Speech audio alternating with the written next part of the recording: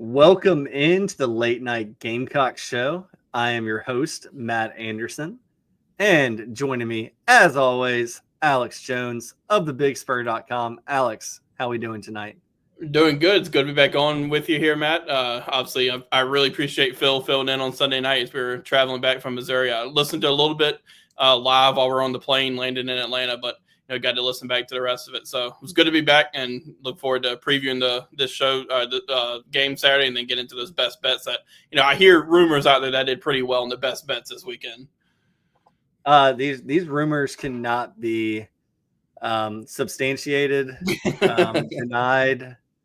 We'll just have to see later, I guess. We'll leave some intrigue there. But the rumors might be true, Alex. So tonight, man, obviously Kentucky week, back to Williams-Brice Stadium after a road game against Mizzou that didn't go the Gamecocks' way. We're going to talk a lot about Kentucky. I got a lot of stats and information nuggets I'm going to run through with Alex later and get his take on it, and hopefully everyone in the chat box's take on it as well. Let's talk about keys to the game. Let's figure out how the Gamecocks can potentially get this dub and, where the pitfalls might be, where you could see the Gamecocks losing. The SEC has released South Carolina's opponents for the next 4 years. And, Alex, we'll talk about it here in a second, but what's the point of the 3 permanent opponents for 4 years? Just tell us who you're playing and it's fine. Yeah, it's going to be interesting to kind of these 4 years, especially since, after 4 years, they're going to kind of evaluate how those 3 annual opponents kind of shook out. And I'm interested to see how they, when you were guessing before what those 3 annual opponents are going to be at, I thought Georgia was going to be back in, but then I kind of thought it may have been like a Missouri and Texas A&M type of thing. Maybe Tennessee got in there, but, wasn't too surprised to see Florida in there. And I don't think I was too surprised, honestly, to see Kentucky in there as well. And, I thought from a 3 annual opponent standpoint, that seems like it was a good way to go for, just for the, the fans' perspective and, getting those games back on. Oh, absolutely. And we'll go through all of the other games too. But yeah, Alex hit the nail on the head there. He should, because he reported on it and wrote an article. But in case you missed it, Georgia, Florida, and Kentucky are the teams that are on the Gamecock schedule, home and away the next 4 years, guaranteed. And we'll look at the rest here in a little bit. We'll have our best bet segment. We'll also bring on Justin Lyles from Sportscap Value. So that'll be a lot of fun. And look, Alex and I were talking about this recently, and you can talk to us in the chat box, let us know how you feel about it. But during the bye weeks, we're definitely going to have to hit some basketball. Basketball is going to be here before you know it on both the men's and the women's side. So we'll probably have an episode dedicated to the non-conference portion of the schedule during one of the bye weeks, and then we'll do the SEC schedule probably, what is that, before A&M, Alex? I can't remember. Yeah, before A&M.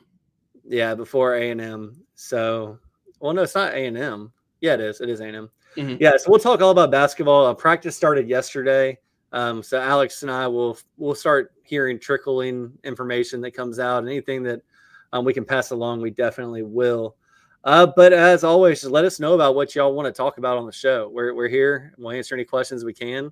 And we'll talk all about the week that was and the weekend that's coming up. But Alex, how about you go and roll that intro and we'll get right into it.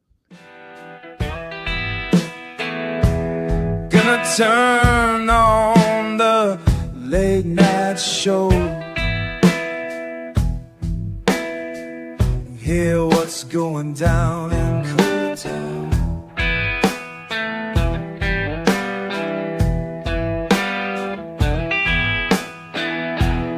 I said I'm turning on late night show.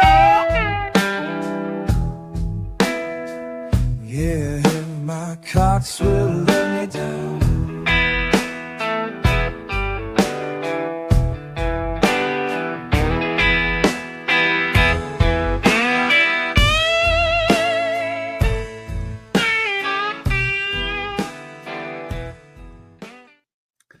Welcome back into the show. Again, this is September 24th, 2025. This is the Late Night Gamecocks show. Happy to have everybody here with us. Alex, let's talk recruiting first. We'll start with some of the recruits that we know are going to be scheduled to be on campus. That's how I have to say it, Alex. We know that they're scheduled to be on campus. We don't know who will actually make it to campus, but I'm going to run through them really quick for you, Alex, and just give me your thoughts on the group after I'm done. 4-star tight end Malik Howard, 4-star safety Davion Jones, 4-star running back out of Burns, who me and Alex are both really high on, David Segura. He goes by what, JJ? Trey, that's what it is. 3-star inside offensive lineman Brady Hull, and an unranked DB MJ Burnett. Just remember, when you see a not ranked or an unranked player on a visit, don't read too much into that as who the Gamecocks are going after. A lot of players have still not been ranked for 2027. Maybe, Alex, I'm not throwing shade on our industry here. Maybe you focus on 2027 before you get out to 2028 with rankings. Let these kids actually mature and see all the kids that are 27s, because it does hurt them and their opportunities to go play college if they're not on a list somewhere. Yeah, it's kind of crazy thinking about from a ranking standpoint. These 28s are, they're sophomores, are going into sophomore year, so it's pretty crazy that they're getting ranked already. But that's kind of the industry we're in. Yeah. So Alex, of those names, anybody the Gamecocks might be trending with, anybody the Gamecocks are trying to make a move with, there's so much time to go to 2027. But these are the types of games that can lay groundwork. Yeah, out of the 4 right now that we kind of talked about there, or the few that we talked about right there, like obviously Trey Segura is one that's already been to South Carolina for a visit this season. He's a guy that kind of everybody's talking about because he's a really good player up at Burns, running back. And it's been a little while since the state of South Carolina's had a really good just kind of this type of running back class that it's going to have in this recruiting cycle coming up. And you got Trey Segura, who's one 4-star guy. Then you also got Aiden Gibson from Woodruff, who has a South Carolina offer, who's been seen 2 South Carolina games already. So Segura is going to be one to watch, and I think it's a good sign for South Carolina that he's getting back in. But they're going to have to battle a lot of schools there. Clemson, Tennessee, schools like that. Just another one. Brady Hull's another one that's really intriguing. A 6'3", 280-pound inside and interior offensive lineman. He's out of Somerset, Kentucky, and I think it could be one where it's a Kentucky South Carolina battle, and I think South Carolina really really likes him early on this recruiting process, and I think it's a good sign he's going to be getting down for that game as well. And then Malik Howard, he's a guy that early on as a 2027 is probably going to end up being one of the top tight ends in the country. Guy of Oak Ridge in Tennessee, 6'4", 225, a 4-star guy. And I think 24/7 has him as a top 100 and the number 4 tight end in the country. A really good prospect. So they're starting to get in on some of these early these guys for 27s, not only in state but out of state. And that's a few guys that are going to be in right now to kind of highlight. But I'm sure as the list will continue to grow, with commitments either coming in already or commitments who are already committed coming in for visits, and so on. I'm sure there will be more uncommitted prospects from 26 or maybe 26, maybe 27s and 28s like that. Yeah, I would expect this list to get up to double digits. Yeah. And WJM4 says had some previous success with the Burns running back. Absolutely. Yeah. And look, I think there's only one Marcus Lattimore, but this he's built very similar to Marcus and strong as an ox. And Gamecock fans remember well the South Carolina-Florida game to win and go to the SEC championship. So I like Segura a lot. There's still some targets out there in the 26 class, Alex. I'm going to run through them real quick. I don't know if we need to spend a heck of a lot of time, maybe on a couple of these, but 5-star defensive end Zion Ely, he's committed to Maryland. He's still somebody that we're tracking just because I don't think the industry expects him to end up at Maryland unless it's just an NIL offer he can't refuse. I think that he probably will go somewhere else. Where? I don't know. Do I think South Carolina's top 3? I don't think he has a top 3. I think he has Maryland and then 100 other schools. Well, not 100, but you get the gist. Yeah. Now, 4-star defensive end Julian Walker. He is committed to Michigan. Gamecock fans know his name well. Alex, it seems to be some traction building there. Michigan's a long way away. Yeah, and obviously, we've kind of gone over the story here with all this recruitment, and it does seem like there's some traction with South Carolina. I think you kind of expected that the communication, all that continued to go on even when he committed to Michigan, and he's already been to a few games of the home games for South Carolina. So there's obviously traction there. Now, you're going to have to kind of we talk about some of these summer official visits where they come to South Carolina for a visit, but they still have these other visits that you have to go on where you got to kind of continue to keep that momentum, and that's kind of the case here. He's going to go back to Michigan, I think, for the Wisconsin game in a few weeks. So you're going to have to keep that momentum that you have with him even when he goes to Michigan. But there's definitely traction there for sure. Yeah, then you got another 4-star the Gamecock fans know, Tamarian Watkins. I just know there's still communication there, Alex. I don't know if visits on the horizon. I will say that this might be one of those visits that you hear about after the fact, if it does happen. And look, you better love on Alex and Hale because they take pictures of recruits and everything at games and update you, but you might not see a picture of him if the coaching staff asks to keep that on the low. So just, be aware of that. Carson Baker, 4-star running back out of Georgia, committed to Florida. He's probably just on this list because he had the Gamecocks in his top 3 to 5 at one point, and it's not looking so good in Gainesville right now. 3-star defensive tackle Tico Criddington.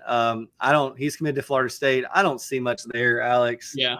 The one I keep circling is 3-star wide receiver Brody Keefe, who's committed to Duke. This was a kid before he got hurt.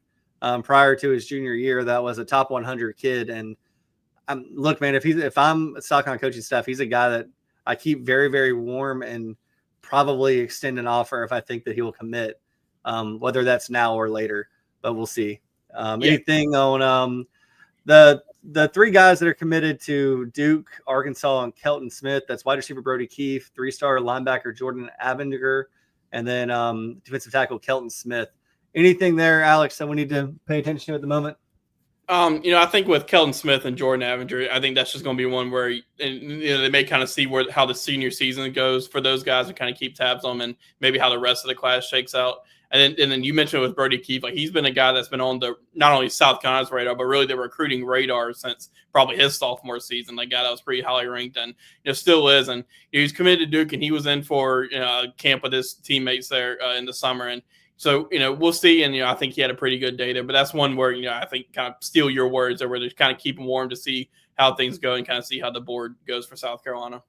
Yeah, and then some of these injuries, even these high school kids, it can take a year to get back, a year and a half. So I don't think you've seen the last of Brody Keefe, whether it's at Duke or another program. And the other guys, we'll just see what South Carolina does with them. Arkansas, off to a good start, but Sam Pittman was on a very, very hot seat. It felt like coming into the season and hired a guy that could easily be the head coach at Arkansas if they go that route with the offensive coordinator there.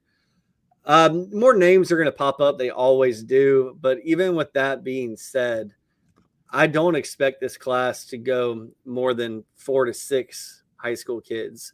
But one thing I did want to touch on, Alex, quickly with the high school stuff, and I don't want to make this a long conversation, but this is an off-season conversation, but something to plant seeds. With all the transfers right now and the way the South Carolina offensive line has performed the last 2 seasons, really, maybe longer, but especially since these transfers became immediately eligible, do you think offensive line is still a position group that you really need to recruit out of high school and retain and build and grow over transfers? I do think you want to get, a bunch of the high school recruits in there just to, develop and things like that. I do think it's a position, though, that you look at in the transfer portal that you can really plug and play right away, and something where you can fill a hole right away just because, these guys have been playing. If you have a guy that's played 2 years and, the Power 4 or whatever, Power 5, that's something that's going to be really attractive just because he has that experience. That's something you can bring in right away. For freshmen, it can be really tough to kind of play on the lines of scrimmage in the SEC really early. So I think it kind of depends on what your situation is in that offensive line room to, you still want to bring in those young guys and have them develop in your program. But the transfer portal, that, the offensive line is definitely a spot that you can kind of plug and play right away with those guys. And as soon as you get those guys in, they're going to have that experience already to play right away. Yeah, we're going to go really quickly through some of these commitments, Alex, and I agree with everything you said on the offensive line. I think that scheme matters a lot. Yeah. I think that coaching matters a lot, especially with the plug and play. You got to make sure you're recruiting that individual that can grasp something new like that in a short amount of time.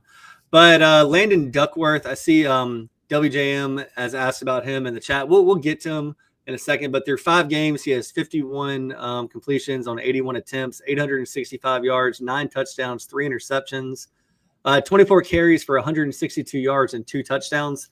Alex, we're not going to do this for each commitment as we go through the stats, but any info you can give on Duckworth? I know that staff felt pretty good about him last time I checked. I don't know if something's changed in the last 12 hours. I still think, that's the case. Like it was big to get him in after that LSU visit he took for, I can't remember what game it was now that he went to LSU for, but to get him in for that game for Vanderbilt, you got I think they should continue to build that relationship. And as far as I know, things are solid still. Yeah, and just remember, a lot of these kids have already made their decision. It's going to take a lot for them to back out of it, even if the Gamecocks did finish 5-7, 4-8, something like that. You see some attrition, but a position like quarterback where there's a proven track record with Lenore Sellers, there might be some regression this year, but you're going to have back-to-back quarterbacks in the NFL, which Shane Beamer will sell the crap out of. So not necessarily too worried, but we'll see. Amari Thomas, a running back, former Florida State commitment, Gamecock commitment now, 4-star running back, 38 carries for 774 yards and 11 touchdowns. 2 catches for 15 yards in 4 games, averaging close to 200 a game. Wide receiver, reclassification, Sequel Patterson, 4 games, 328 yards and 4 touchdowns. That seems like a more normal stat line than Amari Thomas's. Mm-hmm. Tight end Caden Ramsey. Remember, he plays both ways. So he had in 5 games, 22 catches for 367 yards and 3 touchdowns, 5 carries for 18 yards and 3 touchdowns, and then 20 tackles and 4 interceptions on defense. So that can be a reminder of why the Gamecocks were so high on him.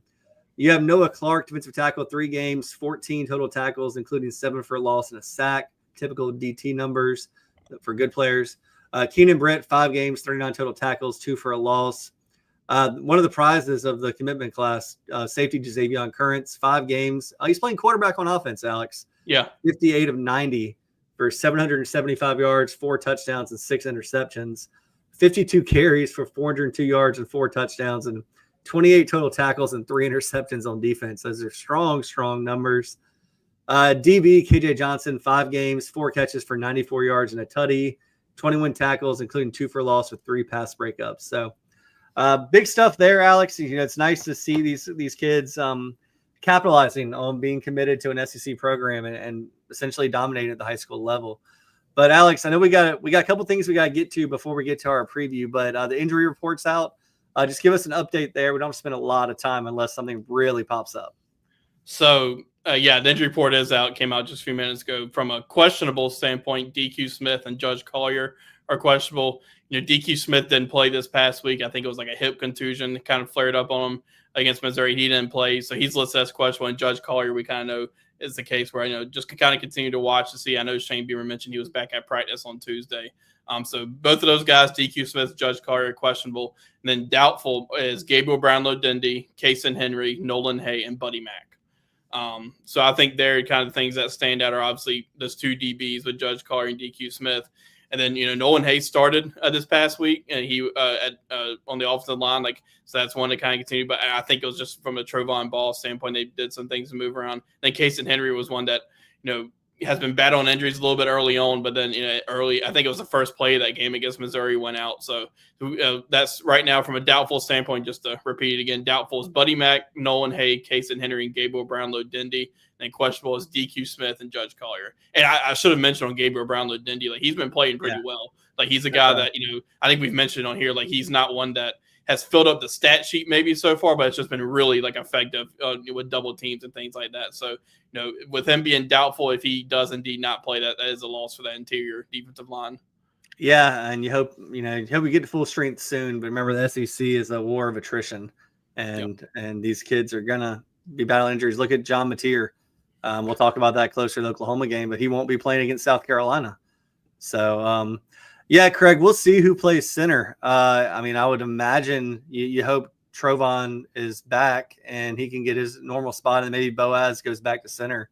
That's kind of if Trovon Ball is healthy and ready to go, which he's not on the injury report. I'd assume you'd see this would be just my complete guess. I would say Boaz probably to center, and then Trovon to guard, and then right tackle maybe Tree Babalade has been the one that's been in there, so maybe you see that. Probably should note too on the injury report from a Kentucky standpoint. This isn't a surprise with Zach Calzada, the quarterback's on there, but Cutter Boley is going to be the quarterback. He's going to be the starter, and a few other names. DJ Waller is doubtful. This guy is a starting cornerback for Kentucky, and he's listed as doubtful too. So they got a few other guys who are listed as out, but the 2 that catch my attention there are Calzada and Waller, and specifically Waller because we already know that Cutter Boley is going to be the guy for Kentucky. Yeah, you're right, Alex. We'll move on to the SEC opponents for the next 4 seasons. Again, if you missed it, the permanent opponents are Georgia, Florida, and Kentucky. So, Alex, one of the things I wanted to do was just look and see, how did that shake out for the Gamecocks, knowing that you're going to have 2 home, 2 aways with those teams. If you look over the last 3 seasons, Georgia's 39-4, 3-0 this season. Look, you were going to have a big bad meanie from the SEC on your schedule as a permanent opponent. It's just hard to avoid that at this point. Yeah. And I think Georgia makes sense. Florida, Alex, did you know that Florida is 19-19 over the last 3 years and 1-3 this year? And then Kentucky is actually worse, 18-20 over the last 3 years and 2-1 this year. So, yeah, you got the big, mean, ugly in Georgia, but guess what? You get them at home next year. The home schedule is Georgia, Kentucky, Tennessee, Mississippi State, and Texas A&M. The away schedule is Oklahoma, Alabama, Florida, and Arkansas. And, I'm going to go to 2027. You can go find 28 and 29, but we have no idea what coaches are even going to be at these schools, past maybe even next season. But in 2027, you got LSU at home, Florida, Missouri, Texas, and on the road, Ole Miss, Kentucky, Auburn, Vanderbilt, Georgia. Alex, on 26 and 27, anything stand out to you? Anything feel like the Gamecocks got a good draw, bad draw? I think it's going to be interesting just because, even for 26, I'm in a minute here going to make a comment about the 29 schedule. But even with the 26 schedule and so much that happens in an offseason, I don't think just too much about any team really. But, when you look at it, like, at Florida, at Alabama, at Oklahoma, those are 2, blue bloods, I guess, types of schools that you have to go to. But then also, I think you got to kind of like the home schedule that you have with Georgia, Kentucky, Tennessee, Mississippi State, and A&M. I think that's one of the really cool parts about this rotating schedule with outside of the 3 annual opponents is just how many different teams you're going to see. And it's not going to be like, these cases where you don't go to a school for 15 years. Like, there's going to be so much rotation. Getting to see so many of these different schools, I think is going to be really cool. But, I did want to make a comment on the 2029 schedule when you look at it, like, obviously we know nothing about what these teams are going to look like, but that road schedule is looking pretty daunting for 29 with at Georgia and at LSU and at Texas involved, and then at Missouri, which is a place that hasn't been too friendly to South Carolina either. But I think we have just a little while to talk about 29 season. Yeah, we do. Real quick on 26, you got to imagine unless Kirby Smart pulls a Bruce Pearl or Nick Saban, he's going to be at Georgia for the time being. Mark Stoops, who knows, at Kentucky. Tennessee, Josh Heupel is probably going to be there for a while. Mississippi State, probably the same situation. A&M, I would imagine Mike Elko will still be there, barring a collapse this season. But then Oklahoma, there's going to be a new quarterback. Alabama, we'll see who the quarterback is. It's probably going to be an open competition if Ty Simpson doesn't solidify himself this year.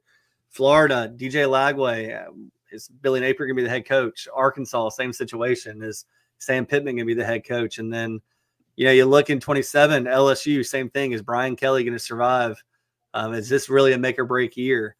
Ole Miss, is Lane Kiffin going to be happy in Ole Miss for another 3 or 4 years? You just don't know. So I don't want to spend that much time on the future.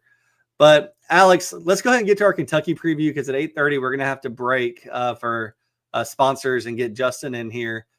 But I'll just set the table and then go through some stats and you tell me what you think. We got about 10 minutes to get through this.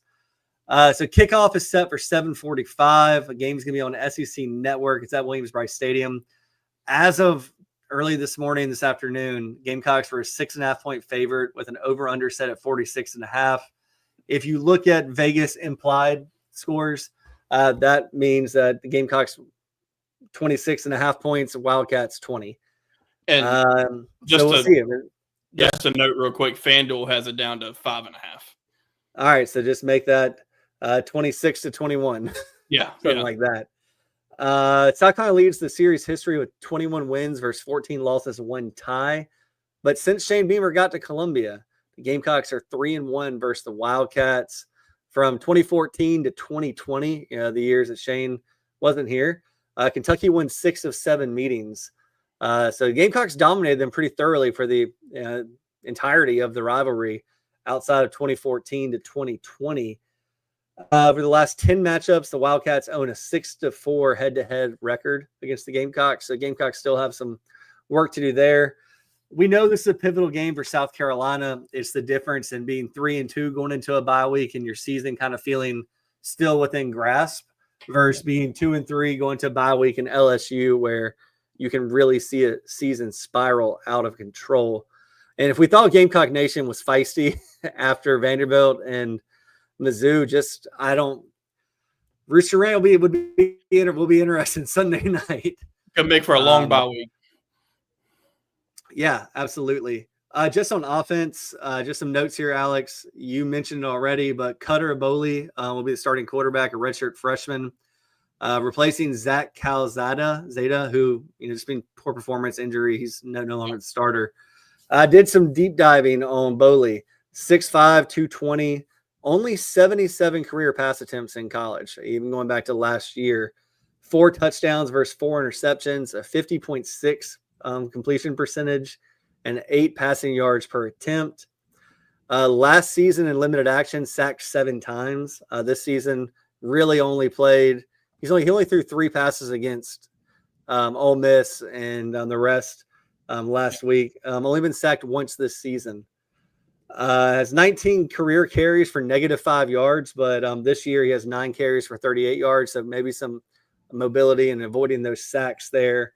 He really is a pocket passer that will take his shots, kind of a gunslinger, as you can see by his 50% completion percentage. Mm-hmm. But a kid that had offers from a lot of schools, composite 4-star. I think I saw Alabama, Ole Miss, Auburn on his offer list, a homegrown kid from Lexington. But yeah, that's a lot about a redshirt freshman with 77 career passes. But Gamecocks have a history of making these kind of players look like Heisman candidates. So we'll see what happens, but Kentucky doesn't want to throw the ball to win this game. They want to run it. They have 2 running backs in Seth McGowan and Dante Dowdle. Crazy note, when I was doing my research, Alex, these 2 running backs, one started at Oklahoma, one started at Oregon. So these were, blue chip guys coming out of high school, at least going to, prominent programs. Yeah. And they have, what is it? Let me look at it right here. 3 colleges in 3 years, and they have combined for over 2,300 rushing yards, almost 2,400 in their time in college, and averaged 5.2 yards per carry.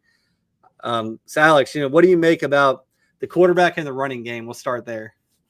Yeah, I mean, Kentucky, when you think about Mark Stoops and Kentucky football, it's the run game. They want to get that run game going. And, you mentioned the 2 running backs, Seth McGowan and Dante Dowdell. McGowan's actually an interesting note there. He and Shane Beamer were at Oklahoma together in 2020. And Shane Beamer mentioned that, you talk about how violent of a runner he is. And, that's, some of the issues South Carolina has had with tackling here these past few weeks. You think about some of the things with Ahmad Hardy and Cedric Alexander and those guys, like they're gonna have to improve on that quickly, because Dowdell and McGowan, they'll kind of do some of that same stuff. They're really good backs. And then with Cutter Boley, it kind of feels like it's going to be his big first test, and had a really good day against Eastern Michigan. But we'll see. I think this will obviously be his big first test, and he's getting in. It'll be his first road start or I think a SEC road start. So that's going to be interesting to watch and keep an eye on there just to see how he handles that. But guy that's kind of intriguing, kind of the guy that big, guy that's 6'5". I can't remember what he weighs. I think it's 220. Yeah, 220. Yeah, a guy. So going, he's going to be kind of tall in there and standing in the pocket. And they got some receivers there with Kenrick Law, but I think that receiver spot's kind of been one they've kind of had a question mark on, and still trying to figure out. So defensively, I think the key is just going to be stopping the run, and you have to imagine they're going to try to establish that run early on, just with getting Cutter Boley kind of acclimated to the game early on, and with maybe some short throws. But I think you're going to have to imagine a heavy dose of Dowdell and McGowan in this game, especially early on. Yeah, I agree. And you look at these pass catchers, it's really just 5 players. It's 2 tight ends and 3 wide receivers. They make up over 87% of the passing yardage and touchdowns, yardage and receptions. Yeah. But the tight ends this season have a combined 13 catches for 180 receiving yards and 2 touchdowns. And then you have the wide receivers, only 18 catches for 269 yards and 0 touchdowns. The O-line's given up 3 sacks this season, all versus Ole Miss, 7 tackles for loss on the season, so about 3.5 a game. So the Gamecocks will clearly have to get after him there. Kentucky's committed 2 turnovers this season, so they've pretty much been taking care of the ball. Defensively, Kentucky has 5 sacks on the season, 14 tackles for loss, but they did not get any sacks against Ole Miss, but they did get 5 tackles for loss. It's hard to take much from these Toledo and Eastern Michigan games. So, these numbers are what they are, but we don't truly know. Kentucky has forced 4 interceptions this year. And 2 of those were actually against Austin Simmons and Ole Miss, and they forced 2 fumbles but failed to recover either. Alex, any thoughts on this Kentucky defense? Holding Ole Miss to 30 is pretty impressive to me, but Ole Miss also threw 2 interceptions in that game. Yeah, I'm interested to see. I think in that Missouri game, you want to take any of the positives away from an offensive standpoint for South Carolina was some of the downfield passing, on the off sides, they threw it downfield with a touchdown to Dre Jacobs. And I think you can see, I'm interested to see if they kind of get more into that against this Kentucky defense. It's a Mark Stoops defense, so it's always going to be pretty solid, and they're going to play physical. But I was really interested to see just from an injury standpoint what it was going to look like with DJ Waller. That's the guy that was key for them, and I think we'll see just early from a doubtful standpoint.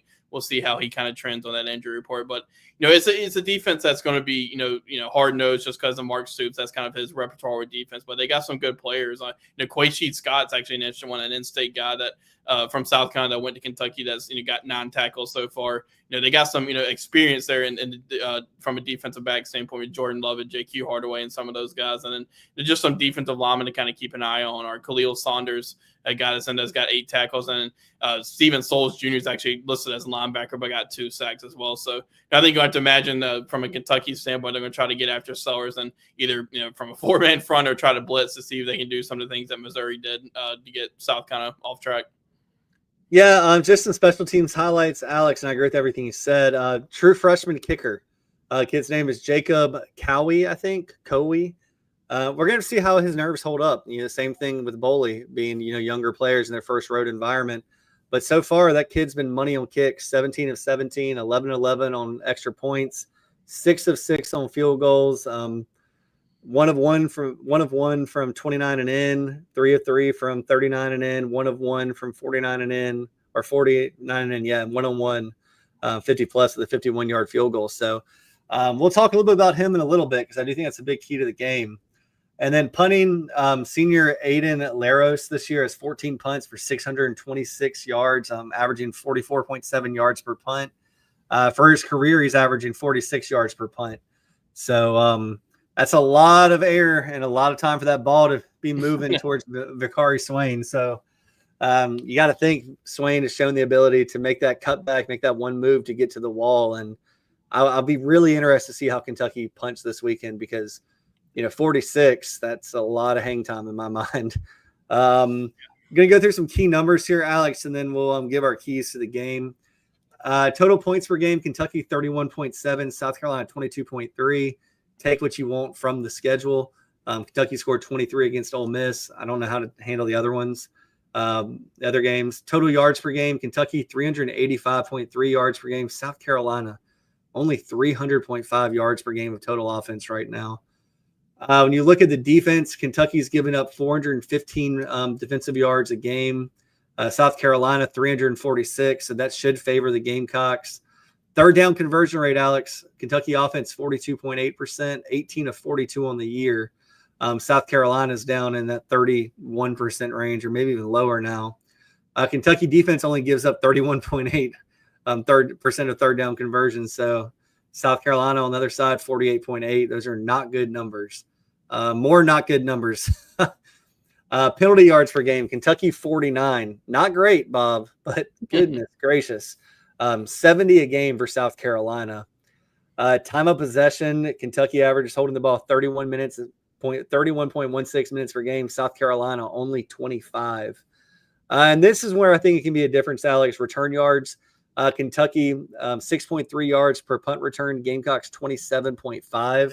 And on kick returns, Kentucky 17.3. Gamecocks 22.5. So steal yards any way you can, right, Alex? Yeah, and it's going to be interesting to see kind of from a return standpoint, obviously, with Vicari Swain, but you kind of saw in the Missouri game. I don't know if you noticed it with them doing the drop kick stuff, and obviously that's probably going to be just some Missouri type of thing. But, after Harbor had that pretty decent return to start off, they kind of just started keeping it away from him and kicking towards Jaquel Holman, who I thought had a pretty good game doing that. So it's going to be interesting to see how teams kind of handle that because I think you've seen Harbor be, just like one tackle away pretty much. I know it sounds obvious, but they're really close to taking one to the house for South Carolina a few times this year. So, yeah, I think, you're going to start seeing teams avoid Harbor a little bit from a kick return standpoint. Yeah, Brady Hunt got a ball last week too. Yeah. That he had to return, I think. All right, so keys to the game, Alex. I'm going to go through mine. Any comments you want to have on them, anything you want to add, just let me know. Yeah. I think the Gamecocks finally need to win the time of possession battle. Gamecocks are 130th in the nation in average time of possession per game at 25 minutes. Kentucky's more 50-50 with their opponents. You can't get into a situation where Kentucky has the ball 35, 38 minutes. Can't do that. And I think that, if Kentucky, they score a field goal or touchdown 50% of their drives, you got to keep them off the field, because eventually that is that spider web that J.C. Sherbert talks about all the time. And you cannot let this game get into a spider web where it's a field goal at the end of the game to win, or a last-second touchdown a la Missouri in the last minute or 2 minutes of that game the other night. But, Alex, any thoughts on that? And, if you have a key to the game you want to get to. Yeah, I think my keys to the game are pretty basic with this one. Like, defensively, got to get better from a tackling standpoint. Had too many missed tackles. Like I said, with kind of previewing Kentucky's offense, I think they're going to try to get that run game going early and see if they can rely on that and not have to rely on kind of a Cutter Boldy to kind of help get him going early on in that game. So I think you got to stop the run early on, and then offensively, like, you got to find a way to get some sort of run game going. Like, that wasn't there, obviously, with the stats against Missouri. Like, you've got to find a way to get that thing going. Then also, I think offensively, just take some shots down the field to get that passing game going, because I think you've seen now South Carolina's got the guys to do it. Brian Rowe had some really nice plays. Dre Jacobs has had really kind of a nice start to the season, I think, so far. And then Nick Harbor has shown what he can do. So kind of get that downfield passing game going, which could help get some of that run game going. And then I think just from a special team standpoint, kind of just continue doing what you're doing. And I think the keys really are that it's that simple this week, the keys to the game for South Carolina. Yeah, the only stuff I would add, and Craig kind of mentioned it earlier in the chat box, he mentioned about Kentucky giving up over 600 yards to Eastern Michigan and whoever they played. I'm blanking on it right now. But yeah, Kentucky's given up 275 yards passing per game on defense, and that's with Alston Simmons only throwing for 235 with 2 interceptions. So there could have been a lot more passing yards in that game if they hadn't forced turnovers. And quickly, I should have added another key to this. Like, South Carolina's got to stop at the penalties. Like, the penalties have gone way. I mean, that was been a problem here recently, especially last week. I think it was 14 penalties, and a lot of it was just pre-snap stuff too. Like, the pre-snap penalties just have to stop. So that's another huge key. Like, that's along with the tackling issues that they're having defensively. Then just kind of as a team overall standpoint, the penalties have to stop. They have to. That was the key I had as well, Alex. I agree with you there. I think you got to let Sellers cook. You got to attack them through the air. He's got to turn that corner and truck a DB. There's too many opportunities that he's just flat out chose not to do, and don't know why. Maybe protecting himself. Mike Shula talked a little bit about today that Alex has an article about. I'm sure Alex Haler-Whittle. But I think that a big thing, Alex, I think you got to dress up the offense. You got to have some pre-snap motion. You got to try and figure out if they're in zone or man, because Lenore said it in the last press conference after Mizzou. Teams just sit there, and if they're in zone, they know what's coming. You got to know what's coming ahead of time. Last thing for me, Alex, is make Kentucky's true freshman field goal kicker earn it. Don't let him get a lot of chip shots. Make him kick from 40 plus, because a couple things happen there. Opportunity to block, a miss. If it's a miss, you got a short field. And we know what the Gamecocks have done on offense this year. So, Alex, before we take a break and get Justin in here, I'll go first. My prediction, Kentucky 16, South Carolina 24. I do think the Gamecocks cover here. I think it's going to go under. Alex, what's your prediction? I mean, I was 24-17, so we were 1 point away. So we're right in the same ballpark. So we both got the under in it, and we both have the Gamecocks covering. Look, if the Gamecocks had played even 15% better so far this year, it's probably the difference in a win against Mizzou and some more impressive showings against Virginia Tech and South Carolina State. And we'll ask Justin here in a minute, but I would imagine pre-flop this season, this probably been a 14 to 17 point game. Gamecocks would have been favored by at home. So we'll see. But Alex, let's hit that sponsor break, and when we come back, we'll have Justin in here on the screen with us, and we'll get right to our segment with Justin at Sports Caps Value. Morning, Carl. Usual? Yeah. Your oldest was in here the other day. Said the two of you took a trip down to my neck of the woods. How'd that go? You might as well give me one of those Carolina cards while you're at it. I knew I liked that one. Yeah. There you go, my friend. Thanks. Hey, Carl. Congratulations. See you tomorrow, Freddie. You bet. JC Sherbert here. Had a brilliant idea that some good friends of mine in Florence have told me about. Next time you're having a wedding or an event or anytime you got to feed a bunch of people, talk to my friends over at Flavortown Eats and Events. That's right. It's a food truck / trailer. Prepares the food fresh on site right there for you. No hassle. It's absolutely delicious. They'll come out, turnkey solution to feed the masses at your event. Go to their website right now. flavortownflow.com. That's flavortownflow.com. They have all the contact information you need, and they are a proud sponsor of the Late Night Gamecock Show and the Chief Sports Network. Welcome to Palm Casual Patio Furniture. Because we are the factory, Palm Casual has the ability to offer the highest quality outdoor furniture paired with world-class service. Since 1979, our factory showrooms have done our best to make the buying process as easy as possible for our customers. Our understanding of the many factors that go into your decision has helped us create our 30-day trial period that increases the level of comfort our customers feel during the shopping experience. Visit us in Somerville, Mount Pleasant, Myrtle Beach, and Bluffton, and online at palmcasual.com for our products and out-of-state locations. Go Gamecocks!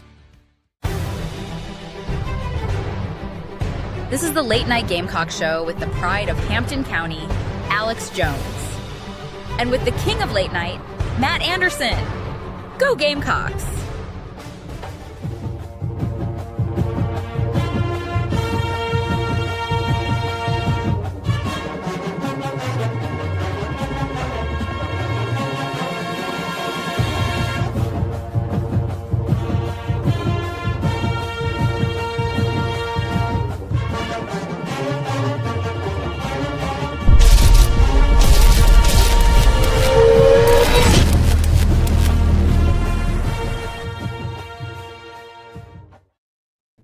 Welcome back into the Late Night Gamecock Show. Again, big thanks to all of our sponsors, South Carolina Education Lottery, Palm Casual, and then Flavortown Eats and Events in Florence, South Carolina, that serves the Grand Strand, the PD throughout the state.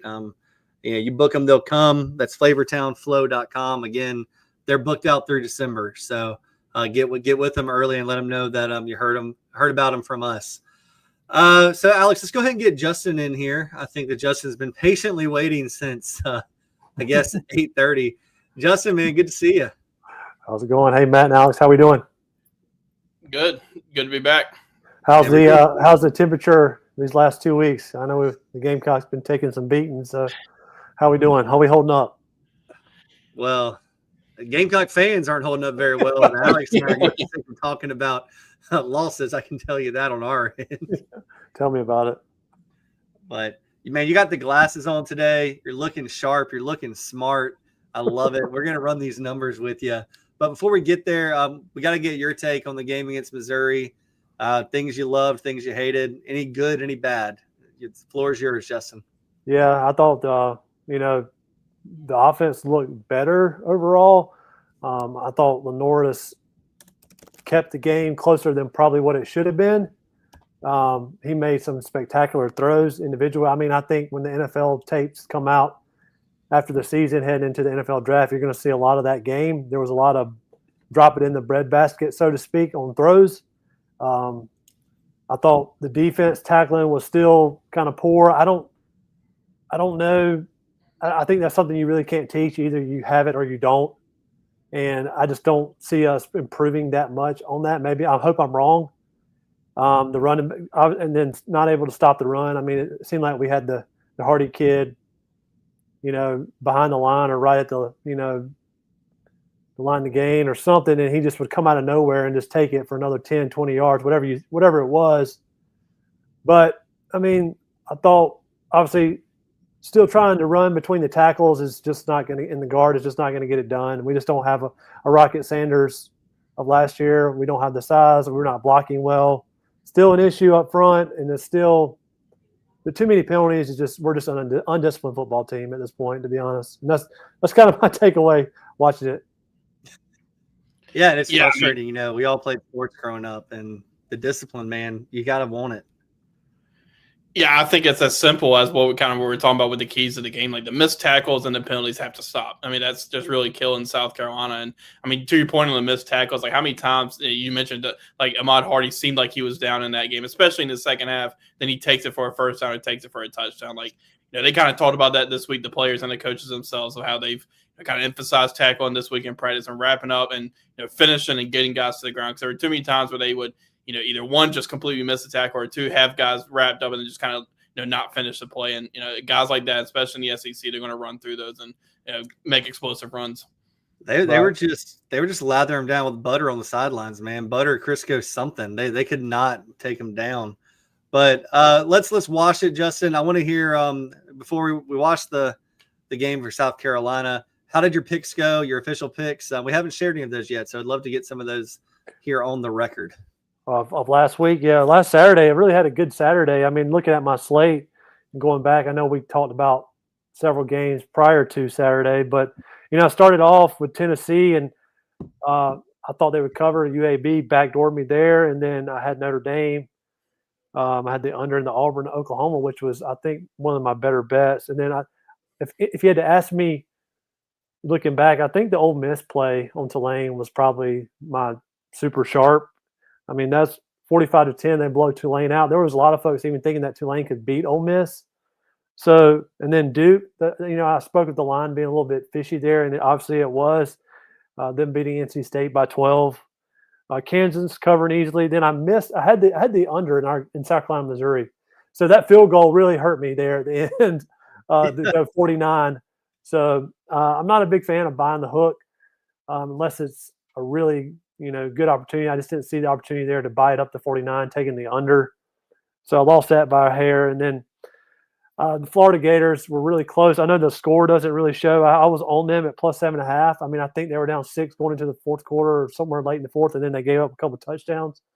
So the score's not really reflective of that. And then last but not least, just Indiana. I know, Alex, we were kind of leaning on Illinois, but I ended up looking at this stuff and ended up putting Indiana on the card. So, and 63-10 is an eye-opening score. I was shocked. I mean, shocked is how I describe that one. So overall, 7. I think, let's see, 1, 2, 3, 4, 7 and 3. So that's really good. I'll take it. Alex is nipping your heels. We'll get to that in a second. But but yeah, Justin, that's great, and that's just sportscapvalue.com is where Justin's at, and you get 10 picks on a Saturday. How many picks do you normally give out, if you don't mind saying, Justin? You know what people can expect when they join your website. Yeah, sure. Well, with college football on a normal Saturday, it's probably going to vary anywhere from 9, 10 to 15. It just depends. So there's about 65 games, you know, give or take. So I'm analyzing, going through the whole slate for the whole day. So, and I don't want to put on a specific number, but again, looking for value is anywhere in that 10 to 15 range on a Saturday for college football. Yeah, you got to pick and choose your battles and be smart about it, and that's why you have your formula, your algorithm. You know, you have your mad scientist classes that help you out there. That's right. So I'm excited for that. Great 7-3. I hope that everyone that's been watching and watching up me and Alex, you know, take our word for it. We vouch for Justin. He knows his stuff. Appreciate it. One of the things I did want to talk to you about this week is what games are you currently tracking? Just right now, you know, hey, you're going to see how this line ends up. Sure. Give me 1 second to pull it up. Well, I'm speaking of Illinois. They're back at home again, giving points. So I see this line at 6.5 with a USC coming in undefeated. I'm kind of eyeing this, and I'll kind of preview what I'm about to tell y'all. I kind of see this weekend of maybe being a weekend of the dogs. So, and the reason I say that is, I'm eyeing Utah State against Vanderbilt. getting 22.5. And then Iowa looked impressive on Friday night against Rutgers going on the road. They're getting points against Indiana that just blew out Illinois. So I think there's a little bit of public there thinking, or Vegas is really giving a little too many points there to Iowa. And then I'm kind of eyeing Mississippi State hosting Tennessee. I think Mississippi State's done a really good job of flipping the roster. They really embraced this whole NIL and transfer portal. And then I like NC State against Virginia Tech. I'll probably bet against Virginia Tech for foreseeable future until they prove me wrong. And then I know this is the late night Gamecock show, but I like the Gamecocks in this spot. And -6 right now as we speak against Kentucky. Yeah, and Alex and I both had Gamecocks cover, and I had 24-16. Alex had 24-17. So we talked about it. I don't know if you were on, Justin, but we do like the under in this game as well. Yeah, I saw the under. So I think it's around 45.5, give or take. I don't really have a side. Nothing's jumping out to me one way or the other on that at this moment. But we'll see. You never know with the game. I do expect South Carolina to play their best game of the year. So we shall see. We do have a question in here. WJM4 said, is Justin tracking any unders due to weather on the East Coast this weekend? I think it's a good question, and different things that you track and what you're paying attention to in general. So just run with that, man. Oh, yeah, absolutely. I mean, with those hurricanes approaching, so to speak, you definitely want to keep that in mind when looking at the numbers. And that is definitely part of the formula, the way one way or another when I pick stuff. And temperature, humidity, a lot of that stuff's got to do with it too. But in the long run, you're really evaluating weather versus what type of offenses both teams are running and trying to throw all that into a crapshoot and then come out with something is kind of how I look at it. Yeah, and then Michael says here in the chat box as well, take the under all day. He's talking about the Gamecock game, unless it's an overtime. That's something that I never take into account when I'm placing an under. I probably should because you could have 30 points balloon on you pretty quickly, and a no doubt under can be a bang bang over. Yeah, well, there's a saying that overtime is where unders go to die. So, but I will say though, in college football they've changed the rules. So, I think after 2 possessions each, if they're still tied, it goes to a 2-point conversion. Yep. So you're not having these high-scoring games like you used to, where if they went 4 or 5 overtimes and they both scored 20, another 28 points apiece or what have you, you're definitely crushing an under. But in this segment, there is some. I know in the past there's been some games that have gone in overtime and still stayed in the under. Yeah. Well, one of the things that's fun this time of year, we got a pretty good sample size. We're 4 weeks into this, really 5 weeks into this college football season. When you go back to week 0, this is the time, Justin, that I start looking at Heisman odds and I start looking at national championship futures, both of those things. And this is, in my opinion, the time where you're going to get the best value with the least certainty. But at the same time, if you wait too long, you're going to get the most certainty, but a player gets hurt and that could change everything. And you're not making anything on the win. So maybe you're putting more out. What are your thoughts on any futures right now in those 2 regards? Well, I mean, initially, I put in before the season, I had Penn State and LSU. I had Penn State at plus 700 and LSU, I think, at plus 1,400. Penn State stayed about the same, because they're still at the top. And then LSU has come down to about 1,100. So I've given a little bit of value on that. Obviously, their season is brutal. Penn State playing Oregon this weekend will have an effect. But I really like Miami. I mean, they've come out the gate running it. I think there's still some value there at plus 1,500. And then beyond that, I just don't see a whole lot that I'm willing to put some money into for teams.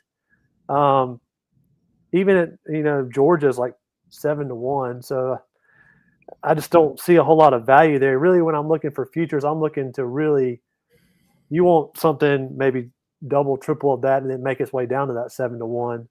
So I don't see anything in that 30 range. Notre Dame's at 31. They've lost 2 games.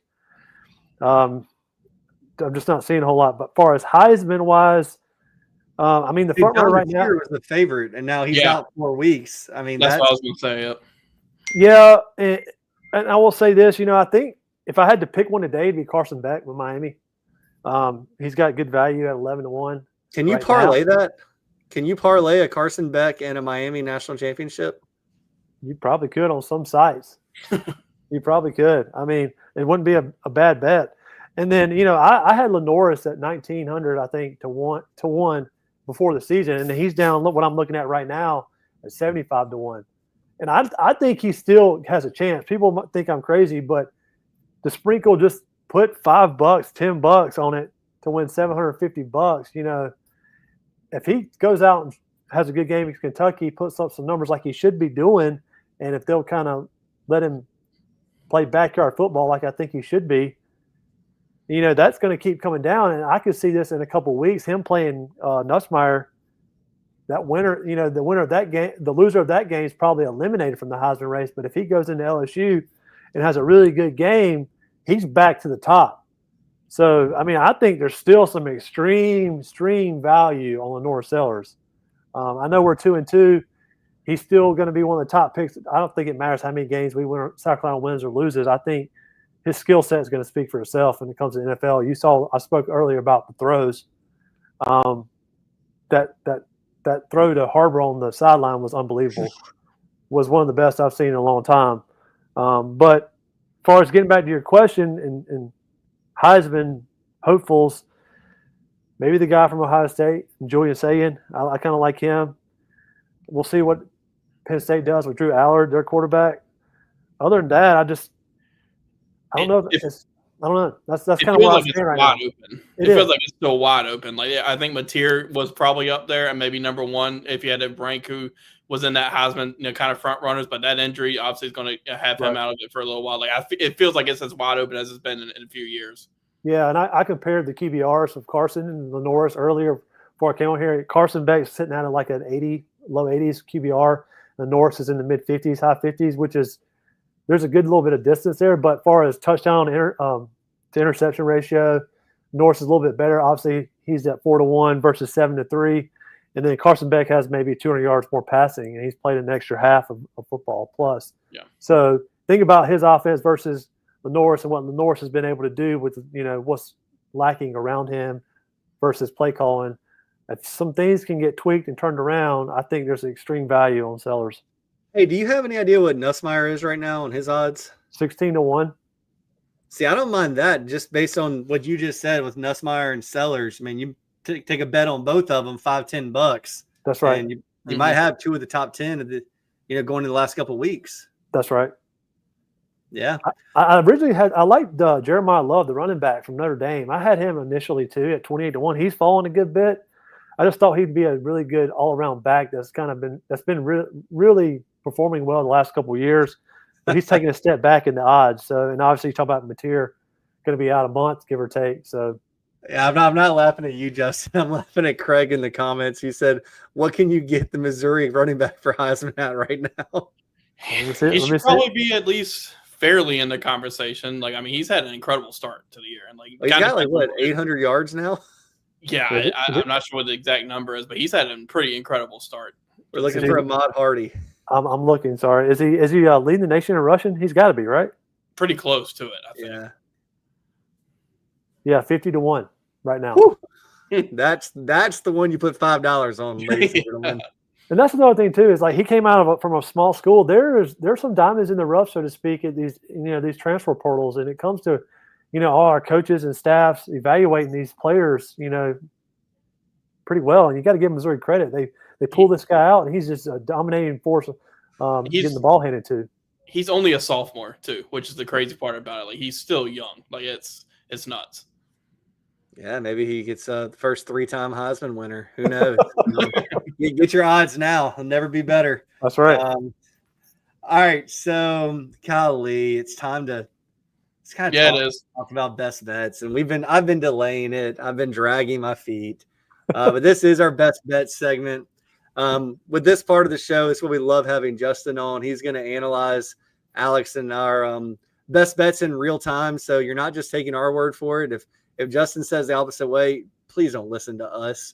And remember, you get your picks from Justin on Saturday mornings. Anything he says today is subject to change, just like Absolutely. the Indiana and Illinois game. I mean, he flipped. We were all on that. So, yeah. But last week, going into last week, Alex and I were tied with 8 wins and 7 losses apiece. Last week was great for Alex, and it was terrible for me. Alex went 4-1, and I went the opposite. I went 1-4. So Alex is now up 4 units on the season, 12-8 picking games. Nice. I'm down 2 units at 9-11, or 9-11, not 9-11. That'd be pretty nice. I've learned from my mistakes from last year. I'm not going to let this league get away like I did last year. Well, hey, Alex, I'm going to tell you this right now. I didn't send you my picks pre-show in the show notes today. I did not do that. I'm not giving you any. Are you saying I'm stealing your picks? Yeah, man. I'm not even getting the signs aren't getting stolen, anything like that. We don't have anybody from Michigan watching over my shoulder. But so Alex, I picked 5. I haven't seen yours. You haven't seen mine. Do you want to go first, or should I go first? I'll go ahead and go first. Yeah, let the winner go first. There you go. You can say that again. First one I have is Notre Dame and Arkansas. Notre Dame's a 4.5-point favorite. I am going Notre Dame on this one. Now I will say that Arkansas's offense has been playing really well this year. I do wonder where Arkansas is mentally, just because they've had 2 really close losses to Ole Miss that really they kind of given away. I mean, that Memphis game, was sitting there watching it before we went into the stadium in Missouri. Like, they just let that. I mean, they had it. They had that game won, and they can get some things going offensively, but I think Notre Dame's put a pretty big emphasis on improving defensively this week. They've kind of had their issues there. Marcus Williams is a defensive-minded guy. Then Arkansas's defense is just not good. Like, they've had some issues, and I think Notre Dame's able to get that done. And I've got it at 4 for the point spread, so I'll take Notre Dame to cover that. So Notre Dame -4. Look, this is as good a time as ever to mention something Justin might be thinking. Shop your numbers. It might be 4.5 somewhere. It might be 3.5 somewhere. It might be 4. But Alex is taking -4. Justin, thoughts on that? This is a stay away game for me. I just don't know what to expect with Arkansas and Notre Dame. I think it'll be a tough environment for Notre Dame. I think they are playing it during the day, though, at 12 o'clock, if I remember correctly. So yeah, they are. Maybe not as difficult, but I think this is a stay away game for me, to be honest. So, Alex, I'm on this game too, but I'm on a different angle. And I had the over-under at 64.5 earlier today. I don't know what it is now. So I went under 64.5. But give me the updated number, Alex, and I'll make sure I play that one. No, I'm shopping the book. No, I saw 64.5. Yeah, it's still 64.5. All right, I'm taking under 64.5. My logic there is I think Notre Dame's defense is still pretty good. I think they're going to try and run the ball. I don't think that they're trying to win by 21 or 30 right now. I think they're just trying to dominate the game, get in, get out. So I see a game somewhere like 30-17. So I'm way low on that over/under. I can get behind that. I like that. Gosh, when he says that, it makes me feel so good. All right, Alex, I'll give you my next one real quick. Right. We're just going to go snake style. I think this game's also at noon. Florida State at Virginia. This game just smells so fishy to me, with FSU being a 6.5-point favorite. The over-under is at 59.5. I think this could be a shootout. So I'm going to take the over 59.5. I think this is like a 42-30 type game. But your thoughts there, Sports Cat value. I'm with you. I like this. And if I had to pick a side, I kind of like Virginia getting the points here. I think they're going to play better. And I think this is really the kind of a real test for Florida State going on the road. I think they kind of got Alabama at the right time. I think I'm with you on that. Yeah, so I got the under 64.5 on under 59.5 on Florida State, Virginia. No, I have over. Gosh, over, man. What am I talking about today? Shootout. There you go. Yeah, I got the shootout, 42-30. Yeah, it's on 2 different spots. Is at 60.5, but I see a 59.5, so we can give it to you. I'll shop. All right, Alex, what you got next? All right, so this one kind of surprised me where this line is. Duke and Syracuse. Duke is a 5.5-point favorite. I think Syracuse is going to win the game. Like Duke's coming in a little. I mean, I think they're 1-3 maybe right now, and Syracuse obviously is having to win against Clemson. And Syracuse. Like I'm going Syracuse covering this one. What's the number? Cover and win and to win the game. Didn't they lose their quarterback? They did, but I still kind of liked what I saw from Syracuse. Now I do see that angle of that could be a little worrisome there, but I'm still going even with Duke being the 5-point favorite. I think Syracuse wins by a field goal or so. Yeah, I think this is a fishy line. Again, for some reason, Duke seems to be finding themselves in these fishy lines every week. I think this is the third straight week of a fishy line they've been involved in, which is I know that's random, but I'm with you. I like Syracuse here in this spot, coming off a big win. I just think they're playing well. They believe a lot in their coach. And Duke is coming off a big win with NC State. Now they're going on the road. Sometimes you see teams kind of take a step back when they do that. So I'm with you on that. What was that number again, Alex? I can write it down. I've got Duke 5.5. You have Duke. Well, actually, I see it at 6. I see it at 6 somewhere too. So I'll take. So you 6. have Duke plus 6. Duke's favored by 6. So you have Duke covering or Syracuse? I have Syracuse winning. Yeah. So Q's plus 6. Okay. Right. Yeah. Sorry. So you're not doing money line. No. Okay. Hey man, you could get like 18 units there.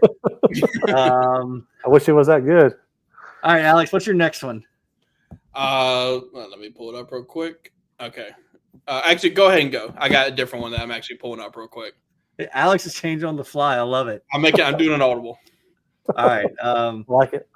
I'm going to audible over to the West Coast. I'm going to Ohio State, Washington.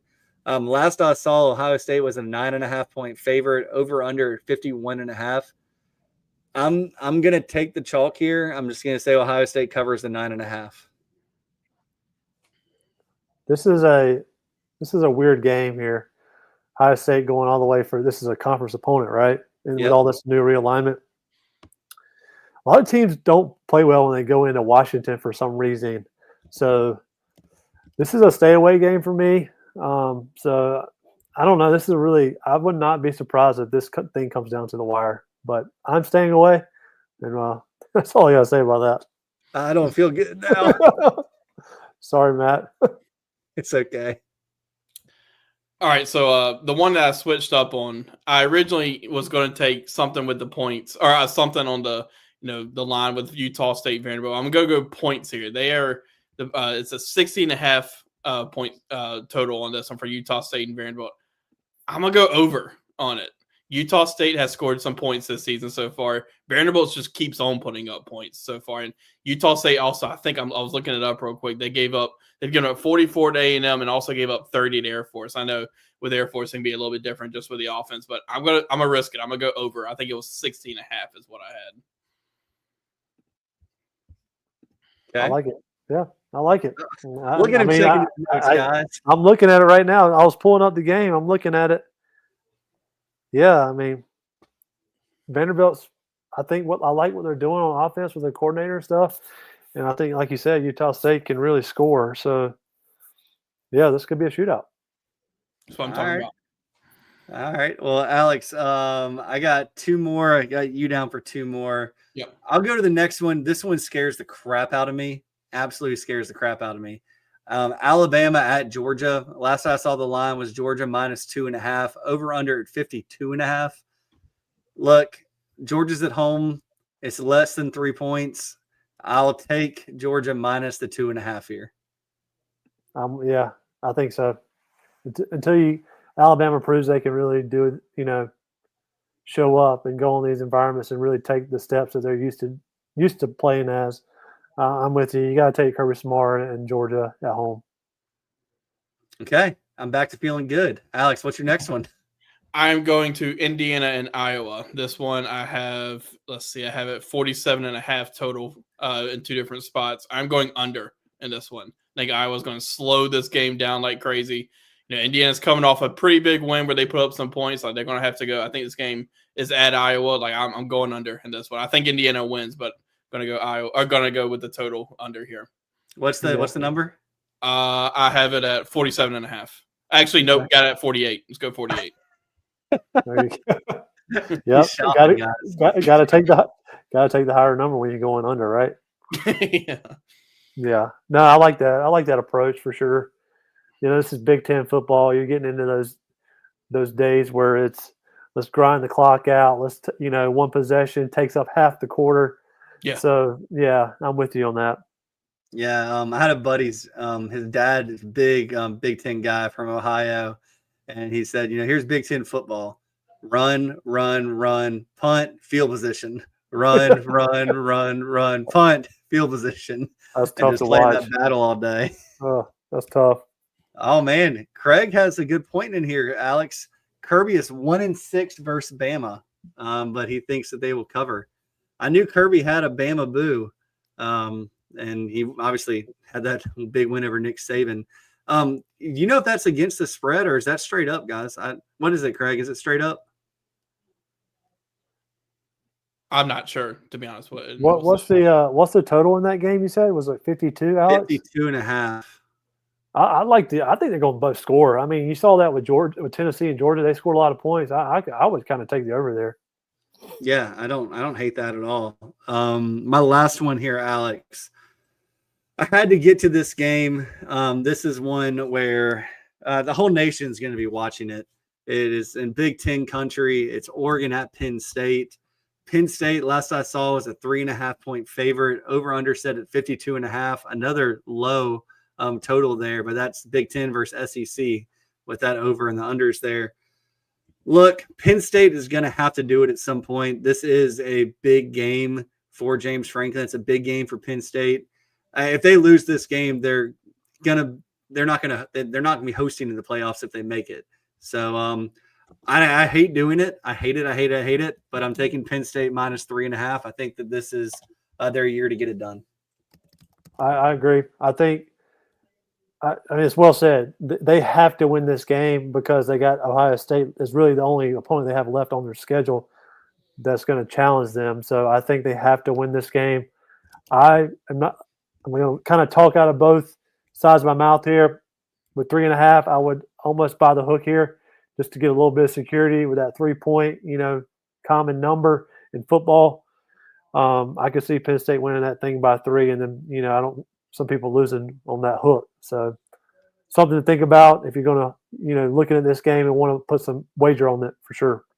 Hey, Justin, real quick, before Alex gets his last pick, which we all know is going to be a winner, do you think that you see any – because these are the two big games of the week in my mind, Alabama, Georgia, and Oregon, Penn State. I think these are the two biggest games on the slate. Do you think these numbers move much more? You think they're pretty locked in? Yeah, I don't see it moving much. No, I don't see it much. I mean, there's another good game too in LSU and Ole Miss. I think is going to get a lot of heavy wagers on. So, but I don't see these moving too much. No. Well, Alex, is that your game? Speaking of LSU and Ole Miss, that is the game. My last one. I have 55.5 for this one as a point total. I am going under in this one. Trinidad Trampolis, Ole Miss quarterback, has had a pretty good start, but I think LSU's defense is going to be ready for that one. And also LSU's offense just, I know they scored like 56 against Southeast Louisiana this past week. I think they've gone off to a slow start too. So I'm going under on the 55, I think is what I have. 55.5. Yeah, I like it. I see it like a 28-24, just barely getting under in around 50, 52 points. I like it. And that's the needle you're threading there. You just talked about the point total and getting pretty close, but staying under. And that's why you got to stick to your guns on what you think the score is going to be, how the game's going to play out, because you will have a sweat some games. Yes. And it is nice. We're into week 5 that, we're kind of getting away from these bigger, larger spreads, that are 20, 30, 40 points. So you see a lot of these small, FCS schools or smaller Division I schools just backdoor cover these big numbers because you're playing against second and third strings, and they're picking up points in that second half, scoring a touchdown or two, and then they're just running out the clock. And then next thing you know, these like Penn State doesn't cover; they just don't cover when they're like a huge favorite at 38.5. They don't bet them. I'm telling you right here, right now, do not bet them when they're like -38. Don't do it. Yeah, but then you can watch James Franklin when it's like single digits. He will kick a field goal to beat the spread. He's watching it. He's a guy watching it. Right. But But now we're getting into, really the conference season of everybody's in conference play, and you're just seeing way better matchups week to week. I think this is one of the better slates we've had so far. Yeah. Well, Justin, before we let you get out of here, a couple things. First thing, what's your prediction on the Gamecock game? You said you like the Gamecocks to cover. I guess you got them winning? Yeah, I do. I had this as a 2 or 3 unit play on my card at -6. I'll continue to watch it out through until Saturday morning when I put up my plays on my website. I think as far as the keys to the game, like Alex was saying earlier, and I think, Matt, you spoke of this as well, when it comes to tackling, we've got to figure out a way to tackle better, stay disciplined. I think it's going to be loud and rocking in Williams-Brice on Saturday night. And I think you got to get back to – you got to let Norris – you got to let him maximize his skill set as a quarterback. And when I say that, I really think it's more of a backyard football approach. You kind of throw the playbook out the window. And you have some rollouts. You let him go do his thing. And I think that's when he's at his best. And if we do that, I think his confidence will continue to grow. I think the team will continue to grow around him. And I'd like to see to get some receivers involved. And the offensive line has got to play better. I mean, we're going to start having tryouts here in 5 points or something. Like, this is like ridiculous. Like, this is absurd. We got to have somebody to block somebody. 5 years now, it's probably been 10 years since Spurrier's been gone, whatever it's been since Spurrier's been gone. Like, we just have not been able to have an offensive line. And we've had it on paper, it sounds good, but we've got to establish we've got to hit somebody. Yeah, I'm right there with you. Well, again, please tell everyone where they can find you, and make sure that, you go subscribe, you hang out with Justin. He's great. We love him. But tell everybody again where they can find you. Yes, sportscapvalue.com. Go check us out. We have monthly plays. We have a monthly subscription, daily plays, so we get you all of our plays every single day just for $30 a month. So it's pretty cheap, good value. Give us a tryout. We'd love to have you. sportscapvalue.com. Well, Justin, again, thank you. Alex and I really appreciate you coming on, and hopefully we'll see you again next week. Awesome. Thanks, guys. Look forward to talking to you next week. Go Cox. All right, see you, Justin. Yeah, so Alex, we went a little bit long this week, but we had a lot to talk about. We really did. We hadn't had a recruiting update in a while, and we didn't have anybody from Kentucky to come on, so we had to do the dirty work and the heavy lifting to get all the stats. But I agree with what Justin said. I do think you're going to see South Carolina play its best game of the season this upcoming week. I firmly believe it. I don't know if that's going to be 150 rushing yards, but I could. My prediction is 24-16. I could see a 38-17 type game where the Gamecocks do actually blow them out and things click under lights at Williams-Brice. Alex, agree, disagree with that? What is your range of outcomes here? Do you see a loss? I mean, what can happen for a loss? I guess we should say. What could happen for a loss? I think just some of the same things start to pop up. You're missing tackles on Dowdell and McGowan. Like, those guys can, they can break off those runs and kind of do some of the same things. Like, if you're still having those pre-snap penalties where you're deep in your own territory again, and you start getting back even deeper with some of those pre-snap penalties. Or on the flip side of that, you're driving and you have pre-snap penalties that knock you out of field goal range or things like that. I think if some of these same type of things pop up where you're letting Kentucky kind of stay around in the game and kind of hang around, I think a lot of pressure can build on South Carolina in this game. So I'm not sure that's what's going to happen. I think I kind of feel in that 24-17 range somewhere in there. Wouldn't be surprised maybe if it ends up being a little bit more. Maybe South kind of figures some things out offensively. But I'm interested to see some of the things in this game. Just I think there's, from everything we've talked about with the keys to the game, like they've got to get some things figured out in this game, and I think they do kind of get a little bit figured out because you need some positive momentum to go into this bye week before you go to LSU and enter this key stretch with these ranked teams. Yeah, absolutely. And WJM4 said it perfectly down here. Kentucky running the ball and Gamecocks turning it over. Gamecocks have avoided the turnover so far this year. I think only one still on the season, and that was a tricky play that Vanderbilt ran that tricked Norris. But we'll see. Look, we'll be back here Sunday. So again, just reminding folks about Rooster Rant at 7:00 on Sunday. It leads directly into SEC Sunday night at 8:00. Chief Sports Network always has you covered. One thing I did want to give out the phone number. You've probably seen it rolling on the bottom of the screen here. 803-250-1297. Again, 803-250-1297. JC and Phil are now taking voicemails. So if you're watching the game at home, Alex and I will both probably be there this weekend. I know Alex will be there. Not sure on me yet. Most likely though. Call in after every drive. Like, I want to feel the tilting. I want to hear the tilting in your voice. I think that's a funny segment. Again, that number is 803-250-1297. Leave a voicemail. If nothing else, make it funny. Inside jokes. We know that here on the Chief Sports Network, we have plenty of them. But Alex, we'll get out of here on that note. Again, thank you so much for everyone that has joined us tonight, everyone that's ever joined us. Yep. When you spend your time with us, you give us your most valuable thing, your time. So we appreciate it. You can reach us anytime for anything you need. So just holler at us. Alex, any parting shots before I let you go? No, it was a great episode, and I know we ran a little bit long, but we had a lot to get to, and you really appreciate Justin always coming on and over our bet segment. But gonna be interesting kind of week to see how this kind of finishes out. But it's a big game for South Carolina to get some positive momentum going into this bye week. It sure is. Well, we'll be here Sunday night. You can be ranting or celebrating. We take it all. And again, that phone will blow up if we lose this game. Yeah. Again, 803-250-1297. I don't have to play them. I get to listen to them. So that's fun. But again, I'll do it one more time. 803-250-1297. Call them during the game. Let's hear the tilting. But, Alex, again, I'll hopefully see you Saturday. If not, I'll let you know. And we'll be back Sunday night. Everyone have a great rest of the week, and we will talk to you soon. Bye, everybody.